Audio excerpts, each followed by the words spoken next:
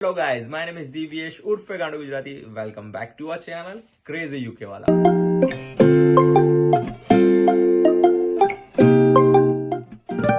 I know मैं बहुत time के बाद वीडियो बना रहा हूँ, बट बहुत सारे लोग के डीएम थे लास्ट कपल ऑफ मंथ्स में, लाइक 150 प्लस मेरे को डीएम आ चुका है।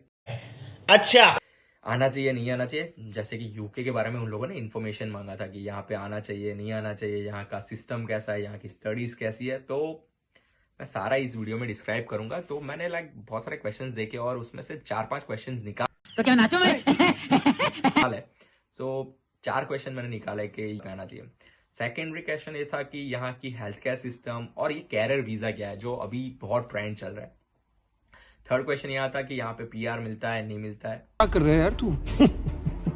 तो मजाक है क्या? और फोर्थ क्वेश्चन था यहाँ की जॉब और अकोमोडेशंस कैसे होते हैं और मिलते हैं कि नहीं मिलते हैं। तो ठीक है, हम चालू करते हैं।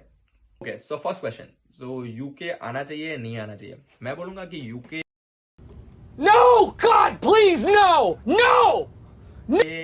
आना चाहिए। जो आपकी नेटिव कंट्री है उसके अंदर कोई भी होम कंट्री या नेटिव कंट्री के अंदर अच्छी जॉब नहीं है आपको, कि कुछ भी लाइक जॉब नहीं मिल रहा है, आपने बहुत ट्राई किया है, तो यूके आना चाहिए। लाइक आपको स्टडी पे आना है तो स्टडी पे भी आ सकते हो, बट अभी ट्रेंड चल रहा है स्किल वर्किंग वीजा। क्योंकि सारे लोग ऐसा सोचते हैं कि स्टडी में 18-20 लाख रुपए स्पेंड करो, उससे अच्छा स्किल वर्किंग वीजा पे इधर आ जाते हैं। और सही पैसा होगा। एक बात क्लियर कर देना चाहता हूं, यहाँ पे कोई ऐसा सिस्टम नहीं है open work permit close work permit. ये नॉनसेंस थिंग है कि सारे लोग देखा है मैंने, बहुत सारे लोग बना रहे open work permit close work permit.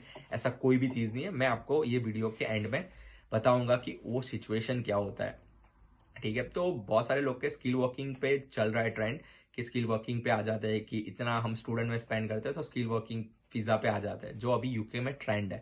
तो मैं बोलूंगा स्किल वर्किंग वीजा पे आना चाहिए, कोई खराबी नहीं है। उसके अंदर सब कुछ आपको मिल जाएगा। आप पैसे भी डाल रहे हो उसके अंदर, मेरे को पता है बहुत सारे एजेंट्स बहुत सारे पैसे ले लेते हैं इंडिया से या कोई भी कंट्री के अंदर से। 18 लाख 20 लाख 30 लाख पता नहीं कितने लेते हैं भाई। बट वो चक्कर में पढ़ो तो भी अच्छा है, ना पढ़ो तो भी अच्छा है। अरे कहना क्या चाहते हो? कभी कभी ऐसा होता है कि वो स्कैम होता है कि वो पैसे वहां से ले लेते हैं, आपको यूके भेज देते हैं। यूके आने के बाद पता चलता है कि आपको वहां पे जॉब ही नहीं है, कि हमको यहाँ पे जॉब नहीं दे रहे, घंटे नहीं दे रहे। तो साथ अन्याय हुआ है, मेरे साथ अन्याय हुआ है और मैं अब किसी के साथ अन्याय नहीं होने दूंगा। आप पैसे कैसे निकालोगे भाई? जो भी पैसे डाल रहे हो 20-25 लाख रुपए, वो छोटी अमाउंट नहीं होती है। आपने किसी ने लोन लिया होगा, किसी ने किसी से उधार लिया होता है, तो यूके आके बाद में उसको चुकाना भी पड़ता है अपनी कंट्रीज में। तो ऐसा नहीं करो, पहले पूरा इंफॉर्मेशन निकालो कि यहाँ पे आपको जब आना होता है तब वो लोग एक सर्टिफिकेट जनरेट करते हैं, उसको बोलते हैं सर्टिफिकेट ऑफ स्पॉन्सरशिप। तो उसमें देख लो वो कंपनी बराबर है नहीं है, आपको गूगल पे मिल जाएगी। अदरवाइज कोई भी यूके में आपको फ्रेंड्स होते हैं, उनको पूछ लो ये कंपनी से काम मिलता है नहीं मिलता है, तो ही आप स्किल वर्किंग वीजा पे हो, मैं सजेस्ट करूंगा। और जो भी यंग जनरेशन है जिसकी एज 19 से 25 बीच में, मैं उनको सजेस्ट करूंगा कि आप लोग स्टूडेंट वीजा पे आओ। ये स्किल वर्किंग वीजा के चक्कर में नहीं पड़ो। स्टूडेंट वीजा पे आने का फायदा वो रहेगा कि आफ्टर ग्रेजुएशन आपको जॉब के चांसेस बढ़ जाएंगे। बट बहुत सारे लोगों ने आपको बोला होगा कि आफ्टर ग्रेजुएशन जॉब्स नहीं मिलते हैं। उसका रीजन है आप यूनिवर्सिटी टाइम टू टाइम नहीं जाते हो भाई। फर्स्ट ऑफ ऑल कि आप यूनिवर्सिटी अटेंड नहीं करते हो, ग्रेड्स अच्छे नहीं होते। जैसे आपने कोई भी यूनिवर्सिटी से स्टडी किया होगा इंडिया में, ठीक है, उसमें आपके ग्रेड्स अच्छे नहीं है तो आपको जॉब्स भी उतनी अच्छी नहीं मिलती है। सेम सिचुएशन यहाँ पे भी है। आप यूनिवर्सिटी अटेंड नहीं करते हो और अच्छी तरह आप ग्रेड्स नहीं लाते हो, बाद में आप दूसरों को गाली देते हो कि यहाँ पे जॉब नहीं है। भाई ग्रेजुएशन अच्छे से कंप्लीट करो, बहुत सारी जॉब्स है। आप लिंक्डइन पे देख लो कि बहुत सारी जॉब्स है, फ्रेशर्स है, इंटर्नशिप देते हैं, अप्रेंटिस देते हैं, यहाँ पे वो लोग सारा कुछ देते हैं like after your complete college. But उसके लिए आपको सीवी भी बनाना आना चाहिए। वो सीवी का कोर्स भी यूनिवर्सिटी फ्री ऑफ चार्ज कराते हैं, बट स्टूडेंट्स कभी अटेंड ही नहीं करता। मेरी बात कर लूं, मैंने भी कभी अटेंड नहीं किया। 50 बार बोल रहे हैं, पढ़ने निकले वाले छात्रों को राजनीति से दूर रहना चाहिए। अबे पढ़ाई लिखाई में ध्यान लगाओ, आईएएस बनो और देश को। जब मैं डीएमयू लेस्टर में स्टडी कर रहा था, मैंने आज तक पूरा यूनिवर्सिटी अटेंड नहीं किया, बट ऐसे टुकड़े टुकड़े करके हम पूरी तरह पास हो गए। बाद में मेरे को रियलाइज हुआ तो मैंने दूसरा कोर्स लिया स्टूडेंट पे ही, मैं स्किल वर्किंग वीजा पे नहीं गया। मैंने दूसरा कोर्स लिया कि ठीक है चलो दूसरा कोर्स ले लेते। वो कोर्स में मैंने अच्छी तरह असेसमेंट जो होता है इधर के असेसमेंट जो भी होते हैं वो खुद से हमको सिखा बनाए। मेरे को पता है यहाँ से सारे लोग बाहर बनाते हैं, बट वो खुद से बनाए तो पता चला कि भाई इज अ वेरी इंपॉर्टेंट। और मेरे को बहुत सारी उधर से जॉब अपॉर्चुनिटी भी मिली थी, बट मैंने सम रीजंस की वजह से मैं कभी कभी इंटरव्यूज में फेल हो गया, और इधर के असेसमेंट आते हैं जॉब इंटरव्यू में, उसमें कभी फेल हो गया। मेरे को एक ऑफर भी मिला था, बट वहां पे मैं कंफ्यूज उस बात पे था कि साले ये लोग आगे मेरे को वीजे नहीं दिए, तो ये लोग ने मेरे को स्पॉन्सर नहीं किया, तो बहुत सारे ऐसे क्वेश्चन थे, इसलिए मैंने वो ऑफर नहीं लिया। कि ठीक है चलो छोड़ो, अच्छा ऑफर था बट मैंने नहीं लिया। बट वो मेरी लाइफ की सबसे बड़ी गलती थी। ऐसी गलती आप स्टूडेंट पे आते हो तो नहीं करो। आप जॉब ले लो, उसी एक्सपीरियंस के बेस पे आप दूसरी जगह अप्लाई करो। when like what you say when your visa soon going expire like 6 months or 8 months visa के बचते, तब आप दूसरी जगह जॉब अप्लाई करना चालू करो बेस्ड ऑन दिस एक्सपीरियंस, तो आपको अच्छी से जॉब लग सकती है। ये स्टूडेंट के बारे में, क्योंकि मैं स्टूडेंट से रह चुका हूँ। स्किल वर्किंग वीजा के बारे में मैं बोलना चाहूंगा, open work permit close work permit नाम की कोई यहाँ पे चीज नहीं है।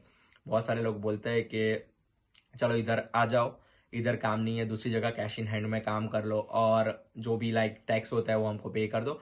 उसको वो लोग बोलते हैं open work permit. Is it not open work permit. Skill working visa पे आप आते हो और ओपन वर्क परमिट के नाम पे आप दूसरी जगह कैश इन हैंड काम करते हो और वहां पे पकड़े जाते हो इमिग्रेशन ऑफिसर के द्वारा, तो आपको वो सीधा डिपोर्ट कर देंगे भाई। ये लीगल नहीं है। और हमारे यहाँ ऐसा ही होता है। क्लोज वर्क परमिट में बोलते हैं कि आपको काम मिलता है। बहुत सारे लोग केयर वर्किंग वीजा पे, होम केयर वर्किंग पे वीजा पे आए हैं, तो मैं उनको सजेस्ट नहीं करूंगा कि भाई इतने सारे पैसे खर्च करके आओ और यहाँ पे आके आपको जॉब नहीं लगे। इसलिए थोड़ा इन्फॉर्मेशन ले लो कि यहाँ पे आके आपको 40 आवर्स काम मिलेगा नहीं मिलेगा, तो ही इधर आओ। सीधा उतना सारा पैसा खर्च के एजेंट के चक्कर में, स्कैम के चक्कर में नहीं फंसो तो अच्छा है। और दूसरी चीज, स्टूडेंट जो भी आते हैं वो पर्टिकुलर अपनी फील्ड में आओ। जैसे जिसने इंजीनियरिंग किया है तो इंजीनियरिंग फील्ड में आओ, फार्मा किया तो फार्मा की फील्ड में आओ, कॉमर्स किया तो कॉमर्स की फील्ड में आओ। मैं वही सजेस्ट करूंगा, पर्टिकुलर फील्ड के अंदर ही आपका कोर्स लो। उसमें भी कोई कंसल में जाके आप बोलोगे कि मैंने मैकेनिकल इंजीनियरिंग किया है, और वो बाद में आपको मैनेजमेंट का सब्जेक्ट पकड़ा देता है, ऐसे चक्कर में नहीं पढ़ो, पर्टिकुलर अपनी फील्ड में आओ। ठीक है, ये हो गया फर्स्ट क्वेश्चन का आंसर। अब सेकेंड क्वेश्चन, यहाँ पे आके जॉब्स और मिलते हैं नहीं मिलते हैं। तो जॉब्स के बारे में मैंने आपको बता दिया। यहाँ पे स्टूडेंट्स आते हैं, उनको 20 आवर्स लीगल काम कर सकते हैं, बट बहुत सारे हमारे स्टूडेंट्स, जैसे मैं भी था, कैश इन हैंड में कभी कभी काम कर लेते हैं। तो करना चाहिए, क्योंकि हमारा भी खर्चा निकलना चाहिए। 20 आवर्स में उतना खर्चा नहीं निकलता है, तो जॉब भी मिल जाता है, बट जॉब भाई घर पे नहीं आएगी। इधर आके सारे लोग घर पे बैठे रहते हैं महीना 2 महीना, और बाद में बोलते हैं जॉब्स नहीं है। वो लोग जॉब फाइंड करने तब निकलते हैं जब उनके पास पैसे खत्म हो जाते हैं। भाई ऐसा नहीं करो। जब आपके पास इनफ पैसा है, आप इनफ ट्रैवल कर सकते हो, सीधा जॉब फाइंड आउट करो। किसी को बोलो कि भाई जॉब है कि नहीं है, और आराम से आपको जॉब मिल जाती है। ऐसा नहीं है ज्यादा से ज्यादा टाइम लगता है, तो महीने में आपको जॉब लग ही जाता है।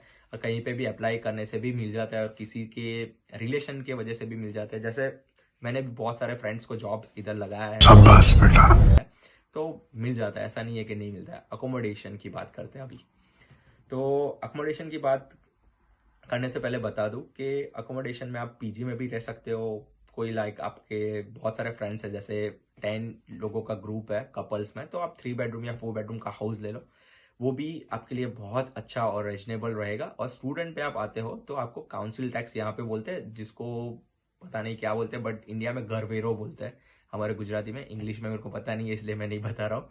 सो इस पर्टिकुलर टैक्स होता है जो आपको पे करना होता है अपने हाउस के हिसाब से, कि हाउस कितना बड़ा है उसके हिसाब से आपको पे करना होता है, वो लोग भेजते हैं। बट स्टूडेंट पे आते हो तो आपको एक लेटर लेना पड़ता है, उसको बोलते हैं एग्जम्पशन लेटर। यूनिवर्सिटी से वो आपको जैसे अभी मैं लेस्टर में रहता हूँ, तो लेस्टर सिटी काउंसिल में मेरे को सबमिट करना होता है। लंदन में रहते तो लंदन की सिटी काउंसिल में आपको सबमिट करवाना रहता है। तो आपके टैक्स, वो काउंसिल टैक्स नहीं आएगा, बट उसके साथ आपको बिलिंग और गैस बिल, लाइट बिल, वो सब तो आता ही रहेगा, वो आपको पे करना है एज आप ग्रुप में रहते हो। और एज ए पीजी में रहते हो तो आपको इनसाइड लंदन आराम से 500-600 पाउंड में मिल जाएगा घर, और रूम ही मिलता है, घर तो नहीं मिलता है भाई। तो रूम के अंदर आप रह सकते हो, उसमें सब कुछ इंक्लूडिंग होता है। मेरे को पता नहीं है उधर अभी खाना देते नहीं देते, वो किसी आपका फ्रेंड हो लंदन में, किसी का भी फ्रेंड हो लंदन में, तो आप उसको पूछ सकते हो। लेस्टर के अंदर बोलूँ तो 350 से 400 सिंगल पर्सन के चल रहे हैं और कपल के 650 टू 700 बिटवीन रूम का रेंट चल रहा है भाई अभी। बहुत एक्सपेंसिव है। ठीक है, ये हो गया अकोमोडेशन के बारे में। मैं उतना इन्फॉर्मेशन दे रहा हूँ भाई, मैं उतना इन्फॉर्मेशन में माहिर नहीं हूँ, बट मैं ट्राई कर रहा हूँ कि आपको जितना मिल सके उतना इन्फॉर्मेशन मैं दे रहा हूँ। ठीक है, अभी मैं बात करूंगा तो क्या पॉइंट था, पीआर। या पीआर के बारे में बात करें तो पीआर यहाँ पे मिल जाता है भाई, उतना भी नहीं होता है कि पीआर नहीं मिलता है। मस्त जोक मारा रे, ये हंस रहे हलकट हंस। पीआर मिलता है जब आपको वर्क परमिट वीजाज मिलता है, जैसे work permit mean skill working visa. Skill working visa मिलने के बाद आपको 3 साल का कोई देता है, कोई 5 साल का देता है, तो मिनिमम आपको 5 साल उसमें बिताने पड़ते हैं। उसके बाद ही आप अप्लाई कर सकते हो पासपोर्ट के लिए। तो स्किल वर्किंग वीजा पे आते हो और 5 साल निकालते हो तो वो आपको इजीली मिल जाता है। और स्टूडेंट पे भी कोई लोग बोलते हैं कि स्टूडेंट पे नहीं होता है, बट स्टूडेंट पे बहुत ज्यादा टाइम निकालना पड़ता है। 10 ईयर्स स्टूडेंट के बाद वो लोग देते हैं, क्योंकि 10 ईयर्स में आप लाइक ह्यूमन राइट्स में अप्लाई कर सकते हो कि ये कंट्री में मैं 10 साल से रह रहा हूँ, तो मेरे को अभी मेरे होम कंट्री में जाने का कोई मन नहीं है और यहाँ की हैबिट्स और यहाँ के मैनर्स से मैं रह चुका हूँ, तो मेरे को यहाँ पे ही रहना है। तो उसके लिए आप ह्यूमन राइट्स में अप्लाई कर सकते हो, ऐसा भी नहीं है कि नहीं, बट वो बहुत लंबा टाइम है। तो उससे अच्छा है कि आप स्किल वर्किंग वीजा ले लो आफ्टर स्टूडेंट्स। और ठीक है, आफ्टर स्टूडेंट्स किसी को जॉब नहीं मिलता है तो भी उसके लिए नर्वस नहीं हो मीन्स कि आपको जो भी एक्सपीरियंस मिला है ना उसके बेस पे आप इंडिया जाके भी अप्लाई करो भाई, जॉब मिल जाते हैं बहुत अच्छे से। और लाइफस्टाइल की बात करूँ तो यहाँ पे भाई 6 डेज काम होता है, 1 डे ऑफ होता है, तो बहुत डिफिकल्ट लाइफ है, बट साला ये दुख का खत्म नहीं होता बे। गुजारा हो जाता है, मजे भी कर लेते हैं। यहाँ पे देखो कोई भी बंदा कहीं पे घूम रहा है, लाइक कोई जा रहा है कि पेरिस घूम रहा है, कोई स्विट्जरलैंड घूम रहा है, कोई यूरोप में घूम रहा है, तो यहाँ से यूरोप जाना बहुत सस्ता है। तो ऐसा नहीं सोचो कि ये ओ भाई वो तो वहां घूम रहा है तो हमको भी जाना चाहिए यूके और चिल आउट करना चाहिए। बट रियलिटी आपको नहीं पता है कि वो बंदा पूरे साल काम करके 3-4 वीक के लिए कहीं पे भी घूमने जाता है, तो वो अपनी रिलैक्समेंट के लिए जाता है और वो सोचता है कि वहां से दूर जाए, इसके लिए यहाँ से जाते हैं। तो उसकी चक्कर में इधर नहीं आ जाओ फर्स्ट ऑफ ऑल। और क्वेश्चन था हेल्थ केयर सिस्टम और सेफ्टी के बारे में। तो सेफ्टी के बारे में यूके बहुत अच्छा है, सेफ्टी अच्छी है, बट वो आपको भी मेंटेन करता है कि लाइक सेल्फ डिफेंड, लाइक आपको भी करना चाहिए, सेल्फ सेफ्टी भी जरूरी है।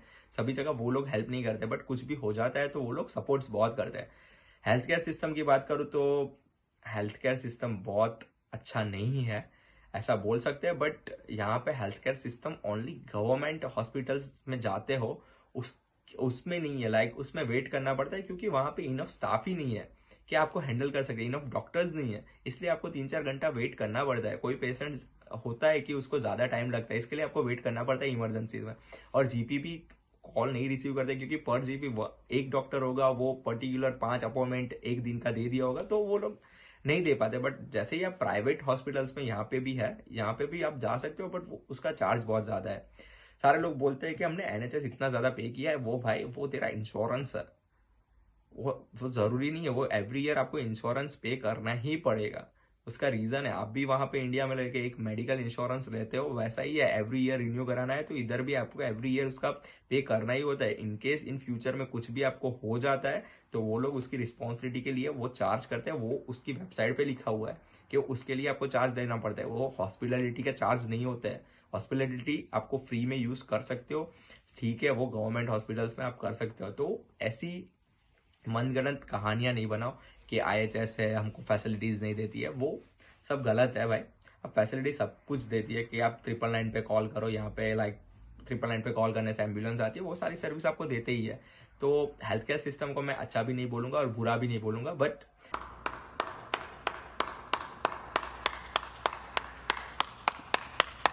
कभी कभी बंदा ज्यादा ही बीमार होता है तो वो लोग जल्दी रिस्पॉन्स नहीं करते। तो मैं बोलूंगा कि आप उसी बीमारी ज्यादा होती है तो आप अपनी होम कंट्री जाके उसका इलाज करवा लो, अदरवाइज इधर कोई प्राइवेट हॉस्पिटल में इलाज करवा लो, वो आपके लिए अच्छा रहेगा।